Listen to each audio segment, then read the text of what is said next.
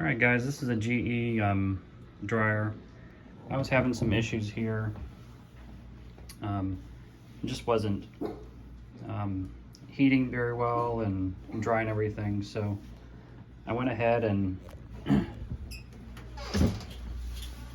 you clean out the dryer vent here.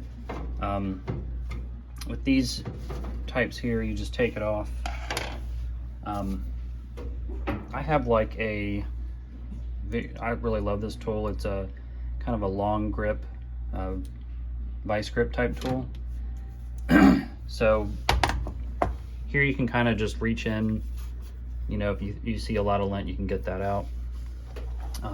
What I really did with this one is I kind of opened it up here and kind of got out, and it kind of goes to the left on this model, so you can kind of go in really deep, and it kind of goes over to this side. You can kind of just pick, open and close it, and just kind of get stuff out. I've already cleaned this out, so there's not a lot, but there was a lot when I first cleaned it out. So you wouldn't think to clean down there, so that's kind of why I went ahead and just made this video. And just remind you, you could clean that, and of course this just goes back in here. And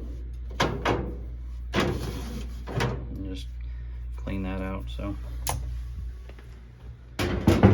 another issue we had with the dryer here, put that over there. Another issue we had was the top here was getting really warm when we were drying things, and things were kind of staying wet inside even after I cleaned out the dryer vent, and kind of went deep inside with the vice grips. So I kind of just checked back here, and you can see the outlet aluminum outlet there. So what I did was I kind of just scooted the whole dryer back here from the wall, and from it being cramped, there you go, you can kind of see it there.